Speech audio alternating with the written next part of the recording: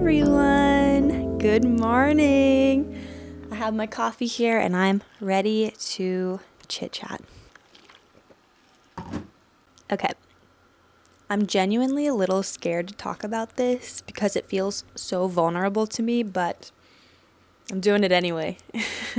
My name is Summer, and oil painting made me learn things about myself that I truly thought I'd never get relief about.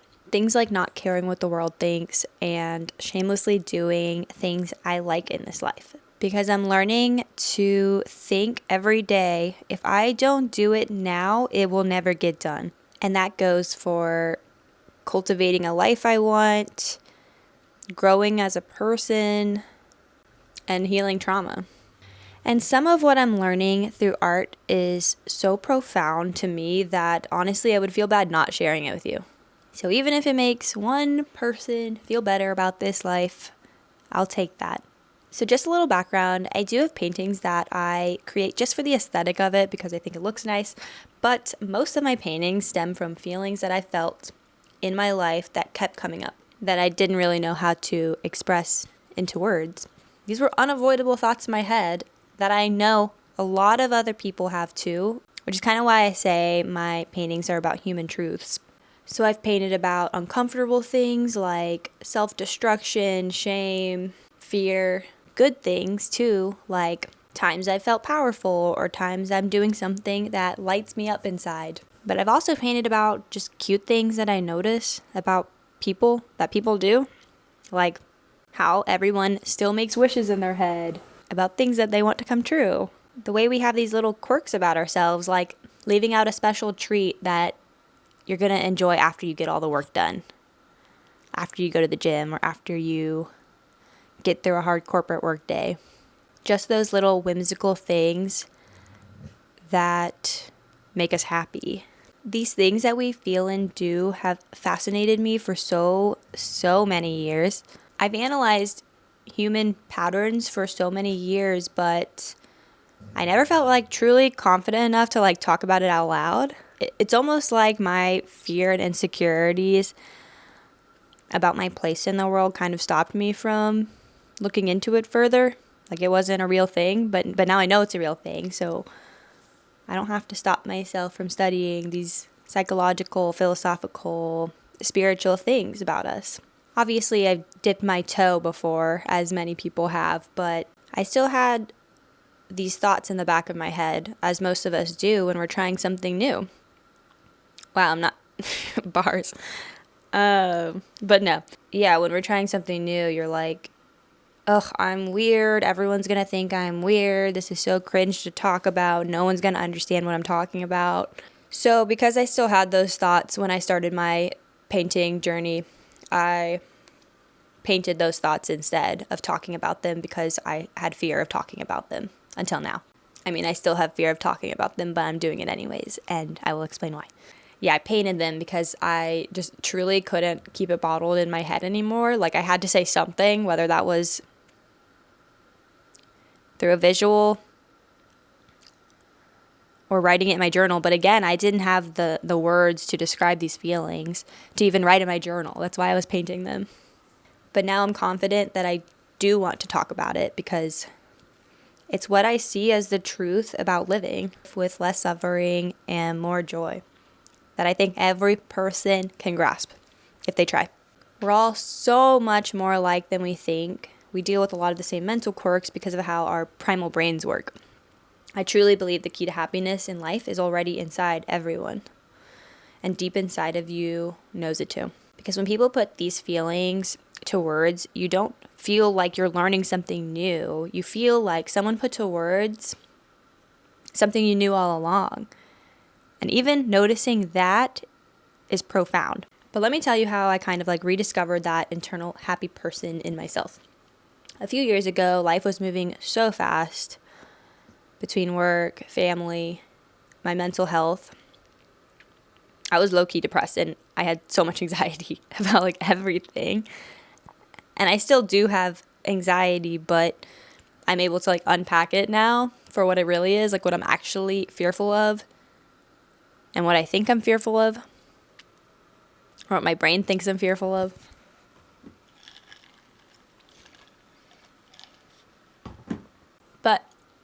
The meditative practice of painting kind of opened up a portal in my head that allowed me to see myself from this point of view.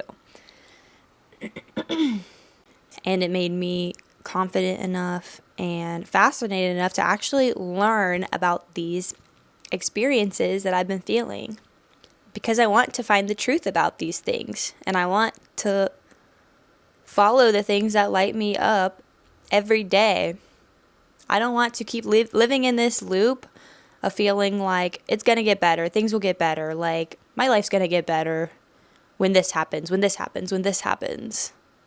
When I get the promotion, when my hair grows out, when I lose the weight. But no, you have to live today and now and do the things that make you happy now. I do have some notes right here, so sorry if I keep looking down, but I promise everything came from the heart.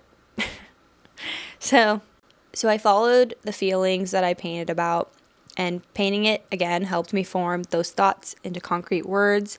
And then I took those words, typed them into Google, and I've been practicing philosophies that helped me through what I was examining about myself in the painting.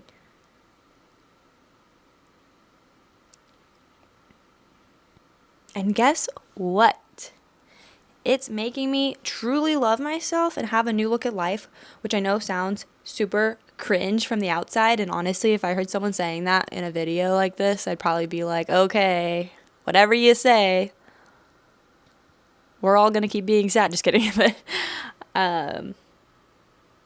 yeah, it seems almost too good to be true. But it's so simple. But it's making me truly care about the little things that make me happy, because every little thing that makes me happy gives me good energy. And every time I have good energy, I get closer to everything that I want. That's how simple it is to me. It's almost like a trickle effect. Like, you do one thing that makes you happy now, like putting your coffee in a cute cup that you like, and then you go on to work and you're in a better mood because you're feeling yourself a little more. And your coworkers are like, she's awesome. That might lead you to a promotion, which leads you to X, Y, and Z. Like, that's just one example, which isn't the best example for me because, like, I don't spiritually align with work that much, but that's just one example, okay? And something that I've come to learn is fear is the main thing that almost stops us from doing anything. Fear to be disliked, fear to fail, fear to be uncomfortable. And don't get me wrong, fear can be good for certain things, obviously. Fear is a human instinct to protect us from things that are not safe. Like, obviously, if there's a physical threat or something like that, but when it's holding you back from a life you're craving, you don't want to listen to that fear. Well, you do want to listen to that fear because you need to kind of clock the fear, like, what am I afraid of? So if you're like, I don't want to post my paintings because I am afraid of being disliked. So if you're afraid of being disliked, you need to come to terms with the fact that you will literally never please everyone. So it's kind of just following the truth. The truth is that you'll never please everyone. There will always be someone who dislikes you. So guess what? You do the thing anyways, despite someone disliking you. Because the alternative is not living a life you crave. And that also kind of reveals other people. If someone doesn't like you for living the life you crave, then maybe they're not aligned with your true self. They want you to be who they want you to be in this world. A shrunken version of yourself. But fuck that. Be who you want to be, or you're going to continue craving who you want to be. And that's never going to stop until you die. If you're afraid of failure, you need to learn that failure isn't an end point because we are factually always going to be evolving. This is something that I struggled with quite a bit in the beginning of posting my paintings. I would work so hard on these pieces and so hard on recording these pieces to post videos of. And every time I posted something, I'm afraid that it's going to be a flop. No one's going to care. Why should I care? What's the point of doing any of this? But the thing is, failure isn't an endpoint, because failure is a component of growth. Like, that's just a fact, okay? Every single person in their life has experienced failure at one point or another, and on different levels, obviously. Like, sometimes there's bigger failures, but then there's also just small failures, like realizing a certain cup is too small for a full can of Diet Coke. And then you're like, okay, like, now I know to use a bigger cup. Obviously, that's like a very minuscule example, but every little thing we fail about allows us to grow. So honestly, embrace the failures. And honestly, failing isn't the best word to describe things, because you posting a video that doesn't get a lot of likes doesn't equal failure. That's just like, I'm just growing, I'm learning, I'm experiencing, and it's going to make the next one better, and the next one's going to make the next one better, and the next one's going to make the next one better. Yeah, you think any company or product or good thing ever in the whole world came without failures? No. Of course they had failures, okay? So embrace the failures for what they teach you. If you let the fear of failing stop you, then the alternative is, again, not living the life you crave and never growing. So it's okay to fail, and that's like, it can be fun to fail, is what I've been experiencing, because I feel like failing is almost a huge part of living. No one talks about the day that went perfectly. You talk about the day where a lot of shit went wrong and how you overcame it. That's what makes a good story, and that's what makes a fulfilling life. We'll get more into all of this later. If you fear discomfort, you need to realize that's natural. I like being comfortable. I'm a comfy gal. But being uncomfortable tells our nervous system that we are vulnerable to danger. So you kind of have to reframe it as, again, a necessary part of growth. Whether that's starting a YouTube channel, getting up early, trying to make a new friend as an adult. But once you start making baby steps, you start trusting yourself more than the fear. And it validates that you're in charge again. Little steps, like if you really want to read that book, start with a few pages. You don't have to think about the finish line so much. You don't have to read a whole chapter. Start with a few pages to remind yourself that you're in charge and you can overcome uncomfortable things. If you want to make a new friend as an adult, start by going to the coffee shop and complimenting someone. Get comfortable overcoming these little things, these little pieces of fear, until it's not as scary anymore, basically. I mean, it took me 2 years of posting painting videos to even get on camera and start talking, because I was so scared of people not liking me, and fear of discomfort, because this is a lot of work to do. But I know it's what I want, and I know it lights me up and makes me excited to get up. So I'm doing it anyways.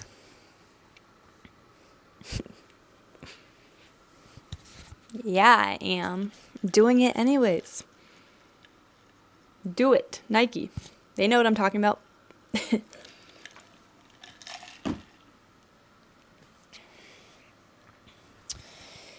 You have the ability to overcome these mental challenges holding you back, and you have this life to do it. Whether you believe there's something after this or not, you're this person once. You're you once. So honor yourself by doing the things that make you happy and honor yourself by noting those little things that make you happy. Is it the cute cup that you put your coffee in? Is it the book that you want to write? What's going to light you up despite the discomfort? And you can start small. Start small today. I, for one, don't want to be on my deathbed wishing I did what I'm doing right now. So I'm excited to continue reflecting with you about this spiritual journey or mindfulness practice, whatever you want to call it, whatever you want to call it. I think it's spiritual because it's kind of this world that we can't actually see but exists in all of our brains, which makes it a little harder to grasp for people who are, especially people who are so, especially people whose lives are so intertwined with society and what other people think. It's a little harder to get to that point in your head because it's kind of like nature versus society a lot of the times. But I feel like it's a way of finding joy in both and just like understanding things. I'm excited to just grow and learn more with you and share it on here as I see fit. And obviously, I'll keep talking about my paintings and how they play a role in this because honestly, they've just been the gift that keeps giving to me. And I started this oil painting practice not realizing I would get to this point. I didn't know it was going to lead me down this path of trying to better my life and truly love myself and love my life and have like a lust for life that I've never had before. Well, maybe when I was a child, I had it. But then society kind of just knocks you down a little bit. But I totally didn't think that I would be in this place. I thought I would be just sharing like process videos of me painting and then being mysterious, like a mysterious artist who doesn't tell anyone what their work's about. And quietly dwindling in my room, being like, people think I'm weird. People think these images like don't mean anything. I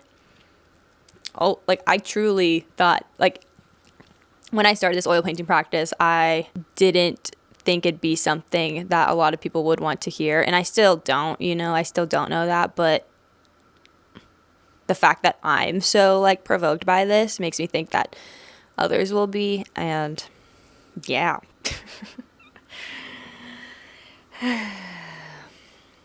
But yeah, they've just been the gift that keeps giving. So I'm excited to keep painting and keep talking about things I'm learning through it.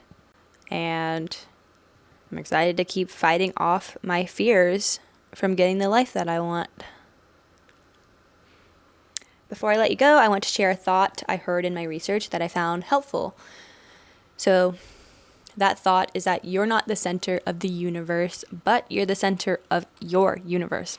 So your life and the quality of it is literally your experience. You literally are your experience in life. Not what Joe Schmo down the street says or is thinking about you or judging you about. You can see yourself and experience the world how you want with the proper mindfulness and following the things that make you excited. Heavy on that though, following the little things that make you excited. I think that's like something everyone can start with because everyone has little things that make them excited. And honestly, I think everyone has big things that they know will light them up, but just takes so much uncomfort and like fear to get around to get. Big things like starting this YouTube channel or writing a book or starting a business. Yeah, those things are very, very scary. So I get it. But if you can see yourself in it and you know that you have that power to get it and it lights you up, it might be worth exploring and getting past all this fear and uncomfortableness if that's what's going to light you up and bring you joy. I'm starting to believe that life is about hard work and growth and understanding yourself more. Like I'm starting to believe that that's what life is about. Because we're changing every day. There's no permanent you. So checking in with yourself every day and just like the journey is the destination. And that sounds cheesy as fuck, and I get it. But making mistakes and growing from them is everything. Okay? It's kind of hard to put into words, and I'm still learning the best way to do that, which is kind of why I want to go on this journey with you and talk to you in this way, because it feels important for us to kind of unpack these things. So, yeah. Essentially, I'm just trying to learn how to truly have a lust for life that makes me excited to get up in the morning. And it's a lot of work for sure. It's not comfortable, but it feels necessary. To me. To me, it feels necessary. I don't need to be comfortable all the time.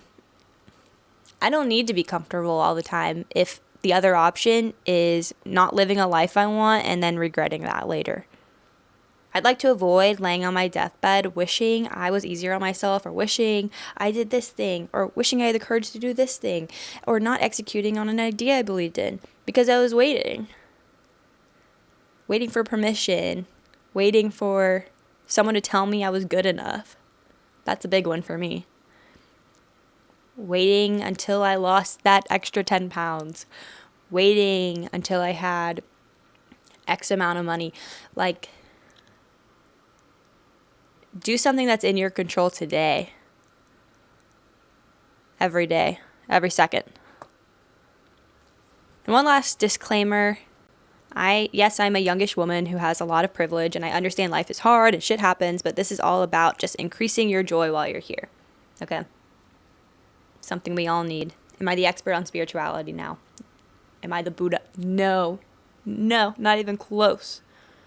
But I am the expert in how spirituality is helping me and how I view this invisible, intangible world that actually exists. Like, there's proof and evidence that this intangible world of energy exists.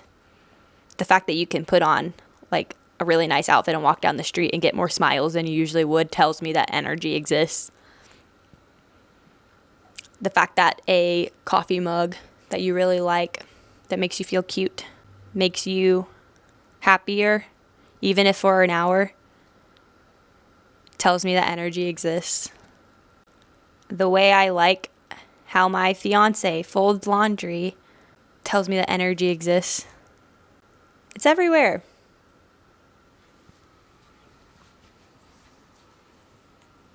The fact that my dog doing something silly can make me laugh, that tells me energy exists. So yeah, find the things that bring you good energy. Taking care of yourself isn't selfish, okay? In fact, it's the opposite, because you deserve it, and it allows you to show up for the people in your life as your true self, which I know they'll appreciate more than a shrunken, masked version of yourself. And if they prefer this shrunken version of yourself, you can ask yourself, are they someone who lights you up and fuels your fire or not? And then act accordingly. But definitely be mindful about it, because those are important things to note. Can't let other people play you like a puppet. Okay? Okay, so go do something you like just for the hell of it today. And thanks for watching. I'll see you next time.